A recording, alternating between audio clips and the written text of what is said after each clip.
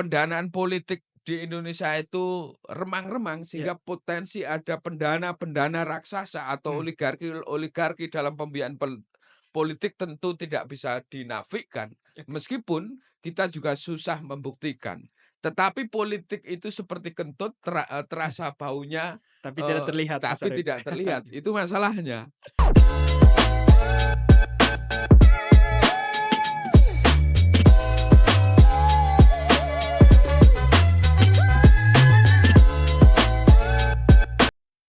Selamat datang di podcast Data Kita, Data untuk Kita.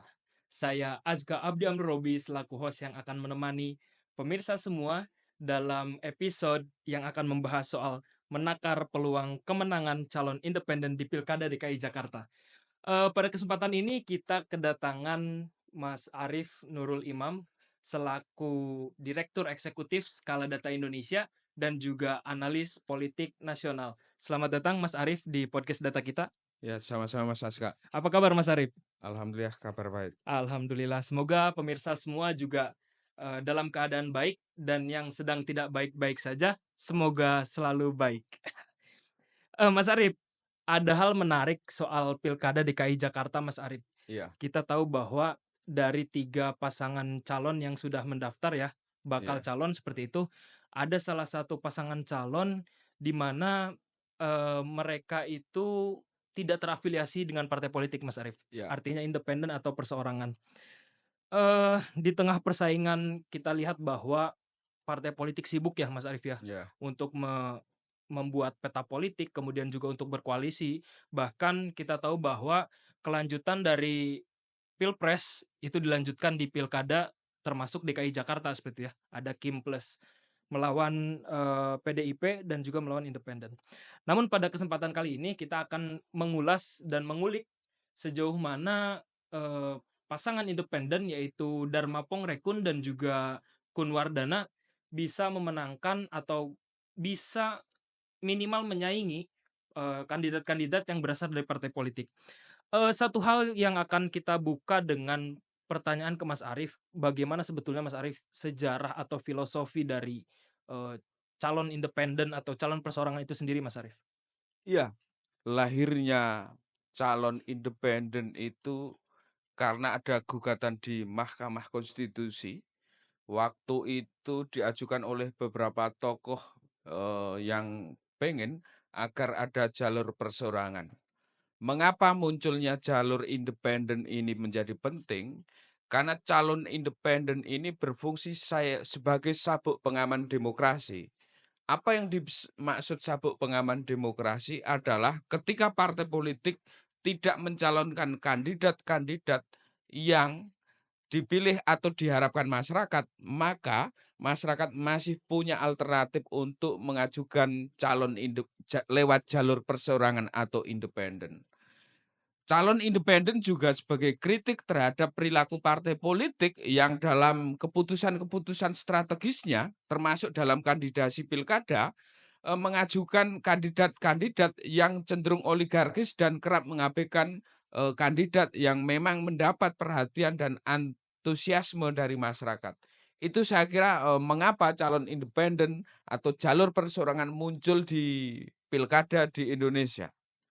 Kalau untuk, eee, syarat Mas Arif, kita tahu Ya, bahwa, eee, kalau kita mengutip di peraturan KPU ya Mas Arif, nomor 532 tahun 2024, itu kan syaratnya lumayan ketat ya Mas Arif. Misalnya, kita berbicara DKI ya, karena ya, episode ini adalah khusus episode DKI Jakarta seperti itu. DKI Jakarta aja itu harus calon yang ingin memajukan diri sebagai calon independen harus memiliki kurang lebih 618.000 KTP Mas Arif, atau dukungan dari masyarakat. iya. Nah itu kira-kira menurut Mas Arif bagaimana Mas? Apakah syarat ini sudah, bagus? Apakah syarat ini sudah memenuhi kaidah-kaidah demokratis? Atau syarat ini justru membebankan bagi warga negara yang ingin mencalonkan diri sebagai gubernur ataupun kepala daerah Mas Arif?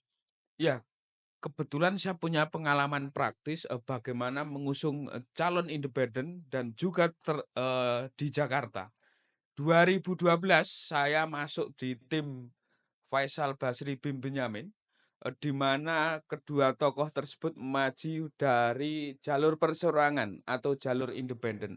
Memang tidak mudah dari sisi pengumpulan KTP, verifikasi KTP, hingga pemenangan suara atau memperoleh dukungan masyarakat, maju lewat jalur independen jauh lebih rumit dan lebih kompleks masalahnya. Dari sisi misalnya mengumpulkan dukungan warga yang berupa salinan fotokopi KTP dan tanda tangan tentu bukan persoalan yang mudah. Kita tahu di Jakarta dengan mengacu undang-undang sekarang ada 7,5% dari daftar pemilih tetap, 618 sekian ribu untuk mendapatkan dukungan secara dari warga dan harus dan kemudian verifikasi Verifikasi, dari betul. KPU.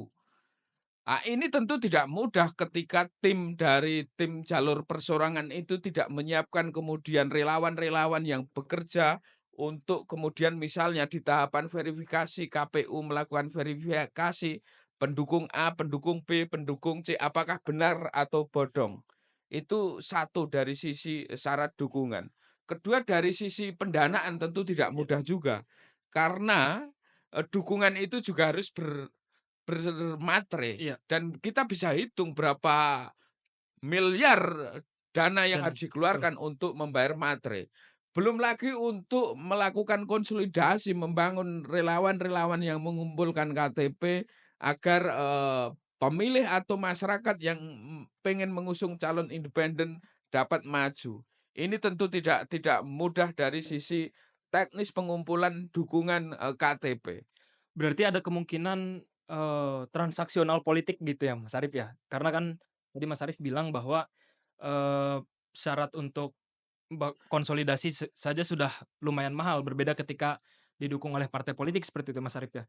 Kira-kira gimana Mas Arif soal transaksional politik di dalam, proses pencalonan calon independen itu sendiri, Mas Arif? Kalau pengalaman saya dulu Bang Faisal dan Bang Bim, itu mendapat dukungan KTP adalah dengan melakukan sosialisasi turun ke Eee, masyarakat.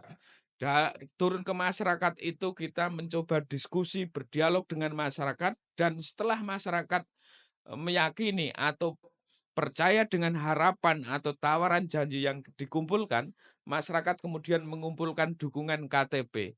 Dan itu kita muter dari door to door dari masyarakat. Cara lainnya adalah dengan online. oke. Sistem online juga bisa dipakai untuk mendapatkan dukungan, masyarakat yang hendak memberi dukungan kepada calon independen. Cara lainnya waktu itu juga pakai tim marketing atau orang yang gencar, melakukan di tempat-tempat keramaian untuk meminta dukungan masyarakat, maju dari jalur independen. Saya kira kalau cara itu sangat, tergantung dengan situasi dan, perkembangan Iya. dinamika politik di masing-masing daerah. Tetapi kalau kemudian transaksi politik saya kira, relatif tidak ada, karena calon independen ini kekuatannya adalah bertemu dengan masyarakat dan kemudian meminta masyarakat untuk memberikan dukungan secara nyata, yakni, dukungan dari KTP, salinan fotokopi KTP. Berbeda kemudian ketika maju dari partai politik, tentu transaksi politik itu sangat kental terjadi. Koalisi A, koalisi B, koalisi C, dan koalisi lainnya. Berarti yang ditumpukan terhadap, calon independen atau calon perseorangan itu ialah soal kerelawanan ya, Mas Arif ya? Iya, karena calon independen tidak memiliki mesin politik yang seperti calon yang maju dari partai politik. Dan karena itu, calon independen sangat bergantung dengan jejaring relawan yang dibangun di akar rumput. Oke, baik. Tadi Mas Arif sudah sedikit menyinggung soal, mesin politik seperti itu Mas Arif. Kita tahu bahwa kita kembali lagi ke konteks DKI Jakarta ya. Kita tahu bahwa, pasangan, Dharma Pongrekun dan juga Kunwardana seperti itu ya, itu telah berhasil, mendaftar sebagai calon independen di Jakarta. Mengingat, apa namanya, beliau bisa atau keduanya bisa, eee, mengumpulkan 618, KTP warga DKI Jakarta. Sedikit informasi bahwa Dharma Pongrekun ini merupakan, mantan dosen utama STIK atau Lemdiklat kemudian juga beliau analis kebijakan utama bidang Jan Lemdiklat Polri seperti itu ya. Dan wakilnya Raden Kunwardana itu juga mantan seorang, wasekjen seperti itu ya. Mantan sekjen dari Partai Demokrasi Kebangsaan. Artinya bahwa, eee, keduanya sebetulnya punya track record Mas Arif, Ya, di dunia politik terutama mungkin Kunwardana ya, karena ya, beliau juga seorang politisi. Nah, namun yang menjadi pertanyaan Mas Arif, kemudian, bagaimana kekuatan ya Mas Arif, kalau Mas Arif ya. lihat konstelasi politik Jakarta seperti itu ya, karena Jakarta dianggap sebagai miniaturnya Indonesia ya, berbagai macam etnis, kemudian juga suku, budaya, bahkan agama. Bagaimana kekuatan dari calon independen ini Mas Arif, dibanding dengan, Ridwan Kamil dan juga Pramono Anung Mas Arif? Iya, kekuatan calon independen memang berbeda dengan, calon yang maju lewat jalur perseorangan. Ya, Setidaknya dari sisi mesin politik, ketika maju dari partai politik tentu partai partai pengusung, koalisi partai pengusung telah memiliki mesin politik ya, yang berjejaring dari tingkat kota, tingkat kecamatan, tingkat desa, bahkan hingga tingkat TPS. Perbedaannya dengan jalur independen maju tidak memiliki mesin politik yang secara formal terpelihara, terawat, dan dibangun sejak lama. Jalur calon perseorangan harus membangun mesin politik berupa jejaring relawan yang dalam waktu relatif singkat dari tingkat RT, RW, iya, TPS, desa, kecamatan, kota. Ini tentu bukan pekerjaan mudah, tetapi menariknya, ini saya ada data survei Litbang Kompas, iya, bahwa, eee, pilkada ke depan, pasangan calon independen akan dipilih masyarakat sebesar 36,2%, oke. sementara paslon dari parpol 38,%. Artinya bersaing ya Mas Arif? Artinya bersaing. Secara data demografi dan data survei ini sebetulnya calon independen memiliki peluang untuk kompetitif dengan calon yang diusung dari koalisi partai politik. Ini tentu menjadi menarik karena di Indonesia ini hanya ada 4 kepala daerah yang Ya, maju dari jalur perseorangan dan menang.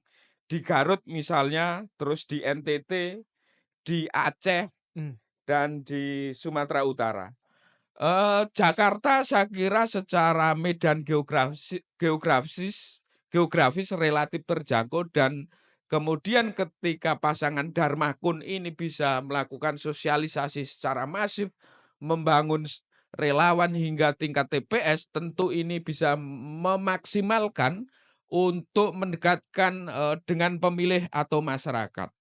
Faktor lainnya saya kira, potensi peluang dari calon independen ini di sosial media. Kita mhm, tahu bahwa penggunaan internet di Indonesia cukup besar dan karena itu ketika pasangan Darmakun ini bisa menggunakan, sosial media sebagai ajang kampanye dengan menawarkan tawaran-tawaran program yang strategis dan dibutuhkan masyarakat, tentu ini menjadi daya tarik dan potensi untuk dipilih.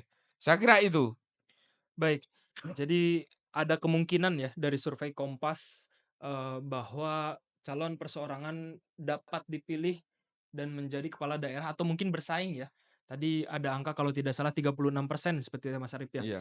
Namun yang menjadi pertanyaan kemudian seperti ini Mas Arif, eee, ada nggak sih Mas Arif strategi khusus, terutama dalam soal pendanaan seperti itu Mas Arif.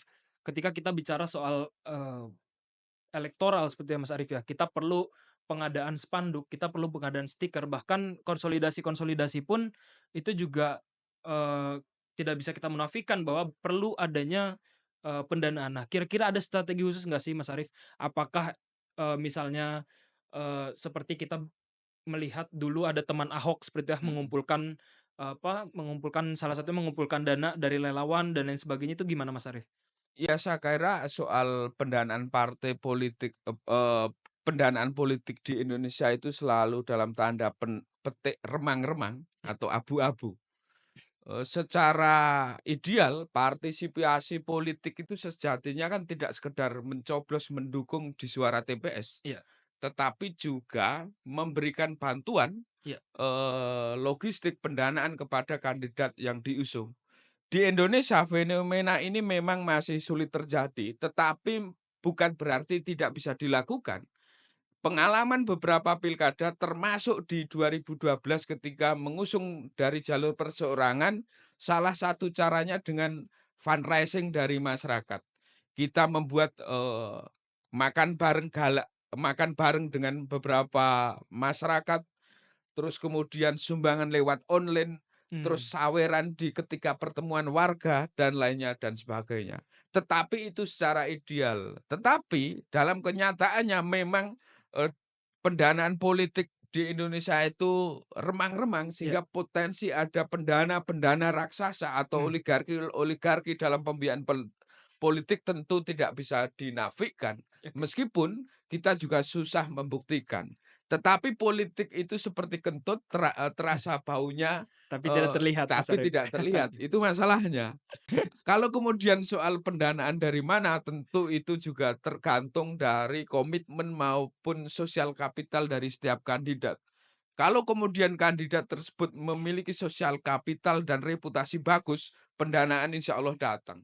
Tetapi kalau kemudian kandidat tersebut tidak memiliki reputasi yang bagus, tentu harus ke sana kemari untuk mencari dukungan finansial, baik dari masyarakat maupun dalam tanda petik dari oligarki-oligarki ekonomi politik.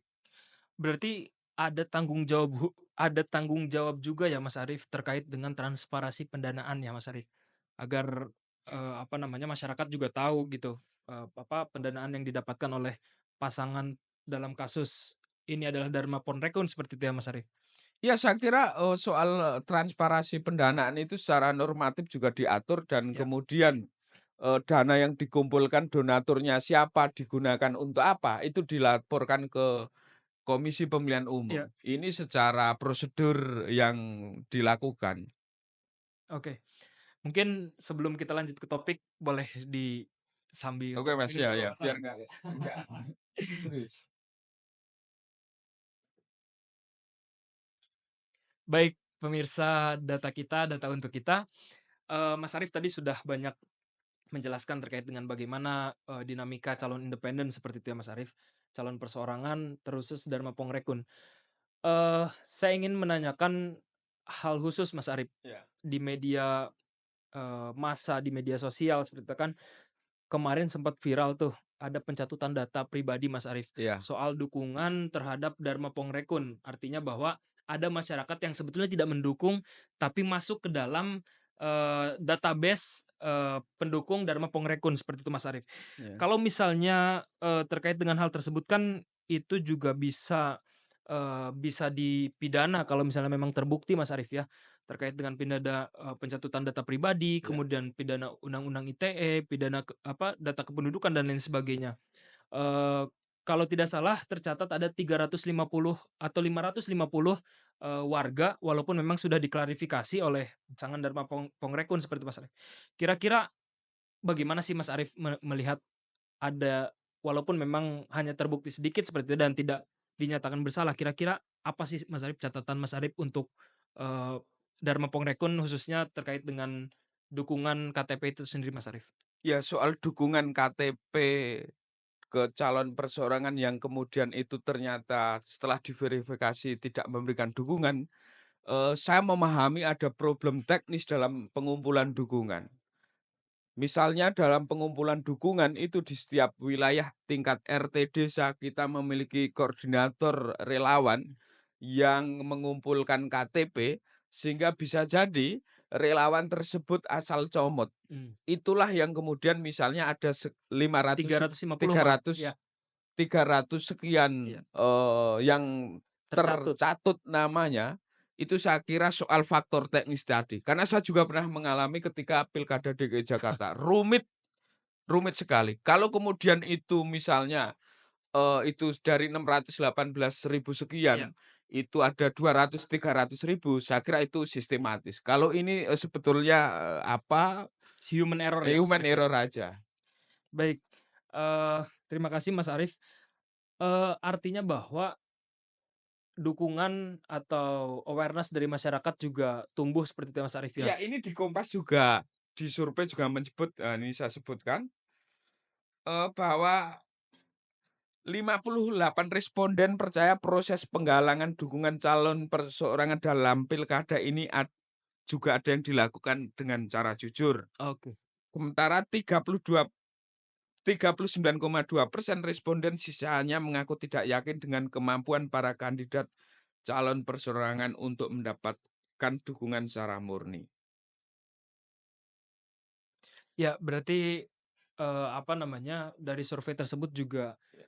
masyarakat punya Persepsi. persepsi ya, persepsi Ya, baik soal calon independen. saya tidak tahu tetapi kalau jumlahnya 300 itu ya, Human error. iya, kalau kemudian banyak itu berarti sistematis, itu aja. Baik Mas Arif, mungkin satu hal lain yang, apa, yang menjadi menarik seperti itu ya, eee, karena peta politik di beberapa daerah juga berbeda dengan DKI Jakarta seperti itu ya, ada peluang, Mmm, eee, adanya kota kosong seperti itu Mas Arif. iya, Itu gimana pandangan Mas Arif soal fenomena kota kosong itu sendiri? Apakah juga, apa namanya, ada upaya kemarin kan sempat di Jakarta itu, eee, kesulitan untuk mencari calon seperti itu Mas Arif. iya. Apakah ada upaya juga untuk menjadikan Jakarta menjadi kota kosong Mas Arif? Narasi itu kan sering muncul di media media massa, media sosial.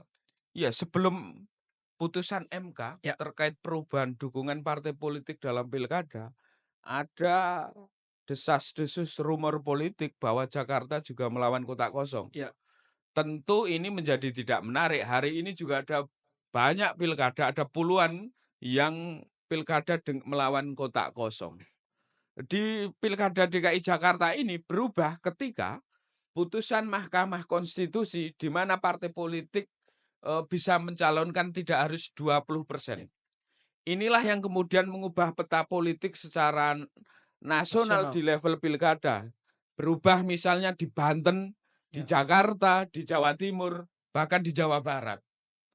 Kotak kosong ini sebetulnya juga sah secara demokrasi, tetapi bagi saya ini tidak sehat bagi demokrasi. mmm, Makanya, ambang batas pencalonan dukungan itu juga harus diturunkan. mmm, Dan putusan MK kemarin bagi kita adalah cukup melegakan, karena membuka ruang politik bagi partai politik maupun calon perseorangan untuk ikut berkontestasi, sehingga mengurangi peluang munculnya, pilkada yang melawan kotak kosong. ya artinya bahwa putusan MK yang dikeluarkan, detik-detik terakhir seperti yang Mas Arif ya, di Ya, masa pencalonan itu menjadi angin segar demokrasi, dan menghilangkan, apa namanya, kemungkinan-kemungkinan dari iya mungkin catatan merah bagi demokrasi salah satunya adalah kota kosong. Eee, Mungkin saya ingin kembali ke soal DKI Jakarta Mas Arif. ya, Kira-kira kemungkinan menangnya seperti apa Mas Arif?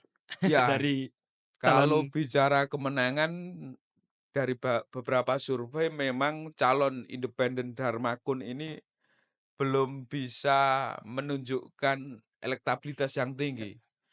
Tetapi, di politik selalu mungkin apalagi data survei Litbang Kompas, yang saya sebut di atas bahwa masyarakat juga masih menaruh perhatian terhadap calon independen.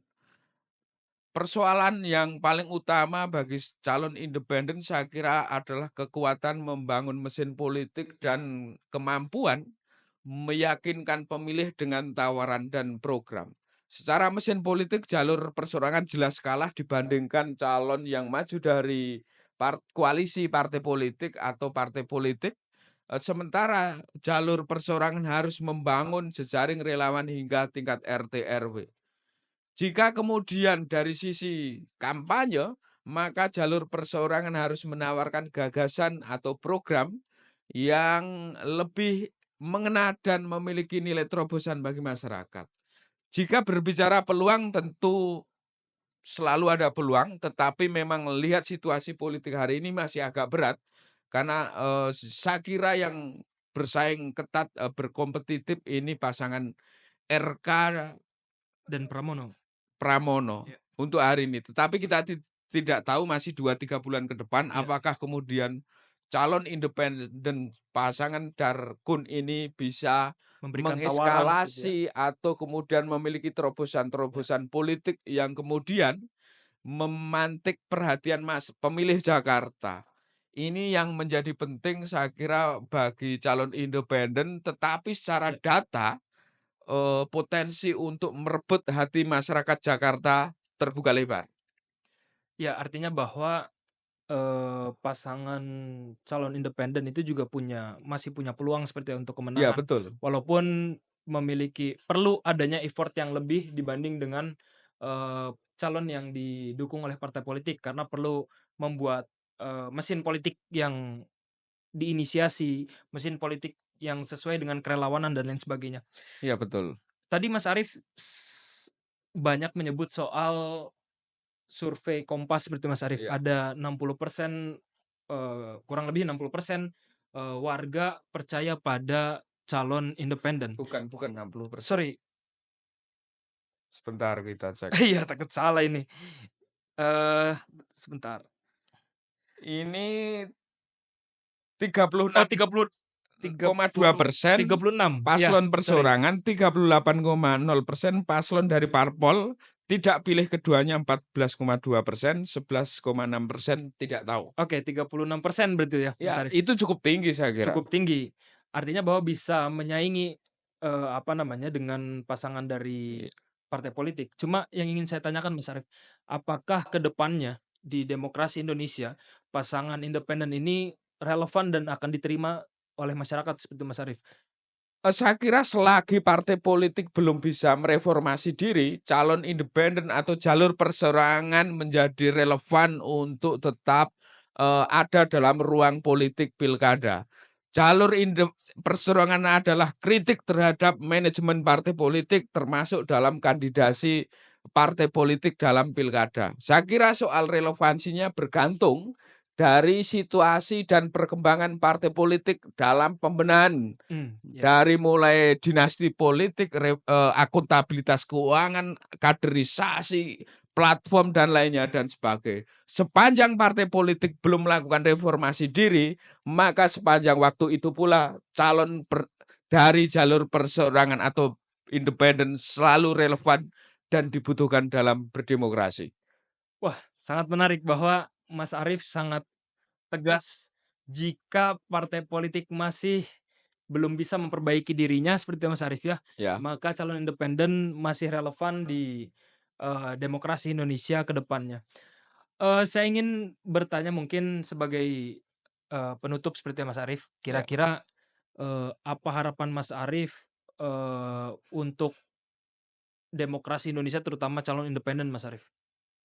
Saya kira calon independen itu sebagai katup, di tengah sumbatan oligarki partai politik. Karena itu calon independen saya kira perlu melakukan diferensiasi politik, baik dari sisi gerakan politik maupun dari sisi narasi kampanye politik. Ya. Jalur perseorangan saya kira harus memiliki nilai lebih karena lahirnya jalur persoalan adalah kritik terhadap oligarki partai politik. Baik, terima kasih Mas Arief, sangat menarik berbicara soal, calon perseorangan atau calon independen ini, artinya bahwa, partai politik juga menjadi kunci, seperti itu ya, mengapa masyarakat, mendukung atau mengapa masyarakat menginginkan adanya lawan lain seperti itu ya, Ya. yang bukan berasal dari partai politik itu sendiri. Mungkin, Mas Arief kira-kira, apa namanya, di Indonesia saat ini seperti yang Mas Arief Ya. ya, terutama, tadi Mas Arief selalu bilang kuncinya adalah di partai politik seperti itu. Iya. Nah, itu, bagaimana Mas Arief memperbaiki partai politik itu sendiri, mulai dari mana menurut Mas Arief? Saya kira banyak multifaktor memperbagi partai politik dari sisi pendanaan. Iya, Di Indonesia itu memang partai politik susah. Kenapa susah? Karena secara pendanaan tidak ada subsidi dari negara. Tetapi partai politik juga tidak boleh bisnis. mmm, Sehingga partai politik harus ekstra berpikir untuk mencari pendanaan. mmm, ini menjadi tanda tanya penting atau pertanyaan penting, kita kadang menuntut partai politik itu independen mandiri, Iya, tetapi partai politik juga tidak disupport oleh pemerintah, di APBN. Karena itu banyak partai politik yang kemudian dikooptasi dan dibajak oleh kekuatan oligarki ekonomi. Itu saya kira soal dari sisi pendanaan. mhm, Soal kaderisasi ini juga penting. Bagaimana partai politik melakukan kaderisasi, mencetak tokoh-tokoh politik yang memiliki visi negarawan, mencetak kader-kader yang kemudian menjadi penggerak engineering sosial masyarakat. mhm. Dari sisi keteguhan dalam berideologi ini juga penting. Bagaimana setiap kader partai itu juga teguh dalam memegang prinsip dan ideologi partai yang diikutinya. Ada banyak hal yang harus dilakukan reformasi dari dalam tubuh partai politik, dari sistem kaderisasi, pendanaannya, dan lainnya dan sebagainya. Berarti masih banyak catatan ya Mas Arief, soal calon independen, kemudian juga partai politik, yang artinya bahwa kita semua punya tanggung jawab, untuk bisa, memastikan bahwa proses demokrasi jadi, saya rasa bahwa yang perlu kita sama-sama, tujuan ke depan adalah proses demokrasi yang lebih baik seperti itu Mas Arief. Ya betul, Bukan berarti bahwa, wah calon independen ini adalah, ada yang nyebut adalah sebagai sebuah boneka, kemudian juga ada yang ya. sebut sebagai, akal-akalan, bahkan permainan politik itu yang perlu digarisbawahi Mas Arief ya? Ya memang di Jakarta muncul juga tuduhan asumsi bahwa jalur perseorangan ini sebagai boneka salah satu kekuatan politik tertentu. Ya. Tentu asumsi ini, bisa jadi melihat rumor-rumor politik atau dinamika politik. Kalau kemudian tidak ada putusan MK yang merubah, tentu pilkada DKI Jakarta hanya diikuti oleh 2 paslon, Mmm. RK Suswono dan Darmakun. Ya, menarik Mas Arief berbicara soal, apa namanya, calon independen, tidak terasa kita sudah, pada akhir sesi atau episode ya, episode kedua ini, dan jangan lupa teman-teman, kalau teman-teman tertarik dengan isu-isu politik, sosial, ekonomi, dan, isu-isu lainnya, bisa langsung subscribe, kemudian juga like, share, di seluruh media sosial dan, terima kasih Mas Arief atas Sama-sama. kesediaannya untuk melihat bagaimana dinamika politik di episode DKI Jakarta ini, dan jangan lupa teman-teman akan ada episode lainnya selain DKI Jakarta. Terima kasih, podcast data kita, data untuk kita. Terima kasih.